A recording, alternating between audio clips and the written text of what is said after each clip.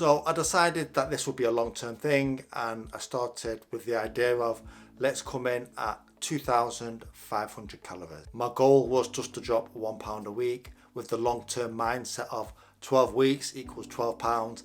As you can see from the graph, I've been steadily, progressively reducing body fat over these 5.5 months. So my goal was 2,500 calories, and my goal was to do 10,000 steps. And if I did a gym workout on that day, the steps wasn't as important because I would get the steps in along with my workout. As the months went on and the body weight dropped, I could see that I needed to increase activity. That's when I switched it up to 15,000 steps a day. And if I did a gym session, which for me is about 60 to 90 minutes, I will then also try and get 10,000 steps in, totally separate. As during my resistance workouts, I don't have my phone, so I'm unable to track my steps. As you can see from my calories, my goal was just to hit the 2,500 over the average of a week. Some days I would eat less and some days I would eat more. But overall, the average basically means that that's what I'm hitting long term. In terms of resistance training, I would simply do 1 or 2 training sessions a week, and they would last usually about 60 to 90 minutes. Sometimes, if I had enough energy, they might last about 2 hours. And for me, this seems to have been enough to maintain my muscle and strength while also losing body fat. In terms of my resistance plan, I've never really followed a plan per se. Basically, I follow a philosophy of training where every rep needs to count.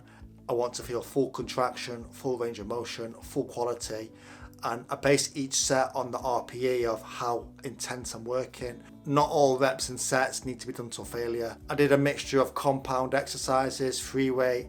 I also utilised the machines. I find that people go overboard with trying to think of the perfect workout when really all you need to do is just turn up to the gym, and then once you get going and get in the swing of it, you usually find that I listen to my body and mind will tell me what body part should I work next. These workouts come in the form of full body workouts, hence the duration, and I only need to do 1 to 2 per week. The main thing was for me was to get good quality workout so that I felt good, and basically I was stimulating the muscle while I was losing body fat. In terms of my diet strategy, I'm following a flexible diet plan where basically, so long as I hit my calories, and the majority of my diet is from nutritious food so that I'm feeling good, whole foods. I can still have chocolate bars and stuff like that, which I do.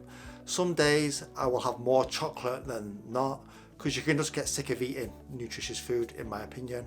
And basically this has allowed me to continuously lose body fat while staying healthy and basically feeling like I can stick to it long term. In the later months, I found that I needed to reduce my calories further to 2,250.